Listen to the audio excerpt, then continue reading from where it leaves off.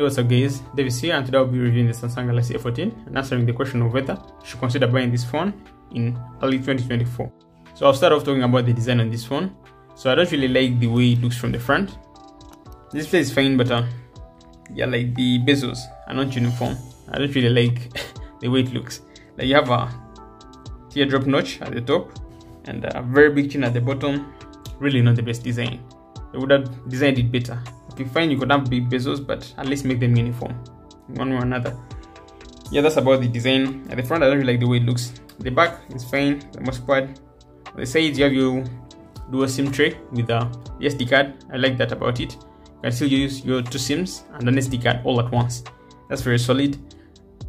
At the top, you have your secondary mic, main mic at the bottom as well.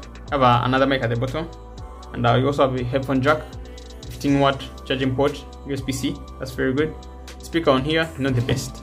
So the speaker on here is disappointing. It's not loud, and neither do you have any bass. I think very many devices at this price point actually offer stereo speakers. Okay, they're not going to be the best, you're not going to have the best bass or anything, but having 2 stereo speakers usually results in louder sound at least. Yeah, that's about the design of this device. Now the other thing I'll talk about is the haptics. The haptics are not really that good. The haptic motor, as you'd expect at this price point, is pretty lousy. So yeah, you don't have the best haptics. But anyway, considering the price, any haptic motor will do. Yeah, that's what I'll say about the haptics. Not the best, so don't come expecting flagship haptics. But you know the price point at which you're talking. Yeah, and then about the software. So this just got updated to Android 14. As you guys can see from this new quick settings panel for One UI 6. So yeah, you have One UI 6 on here, so that's very good. At least Samsung gives you the updates on time. So most of the A series have been updated to Android 14 One UI 6, and for this device in particular, you're still going to get multiple updates in the future. So when it comes to the software, I think this one is still very solid. The other thing I want to talk about is the cameras. So the front-facing camera is a 13MP camera, and you can do 1080p video at 30 FPS.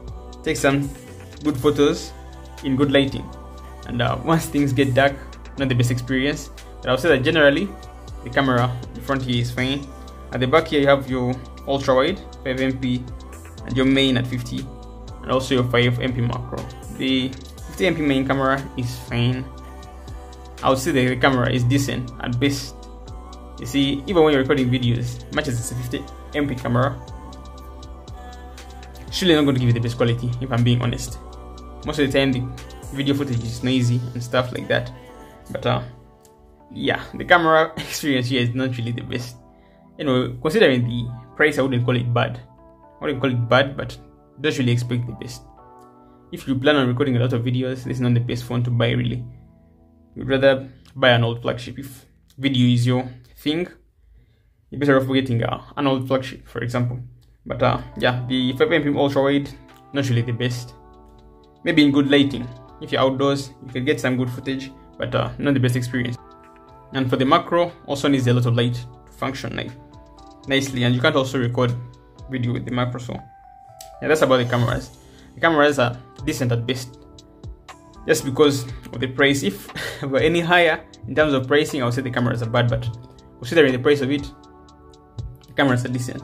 I have a 50MP main. I know that's going to be a selling point for most people, but not really the best. You know, considering the processing power you have on board, don't get the best photos and stuff, and videos, especially video. Video is not really the best. The photos you can get away with, but the video not really the best in my experience at least. But considering the price, I'll say it's okay, just decent. That's about the cameras. And the other thing I want to talk about is the performance. So the performance on here is not really the best. So this phone has very many variants.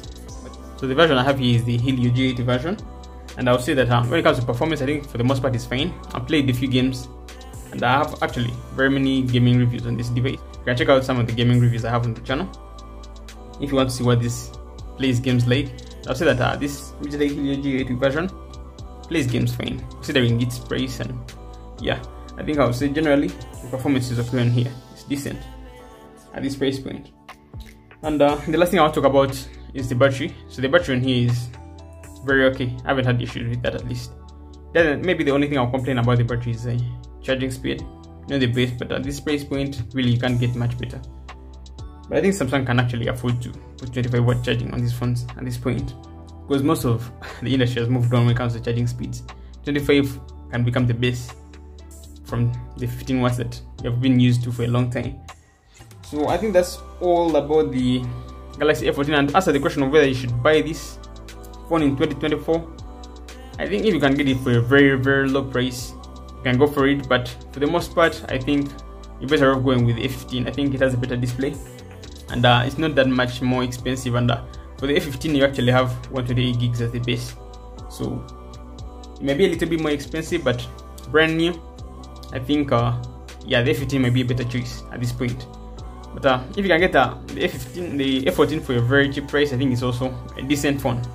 If you're a person who wants to just, you know, browse through social media, something like that, and then also maybe make a lot of calls, have very decent battery on this, so it will be a good phone to have for that. That's about the Galaxy A14. Thank you guys for watching, and I'll catch you guys in the next one. Peace out.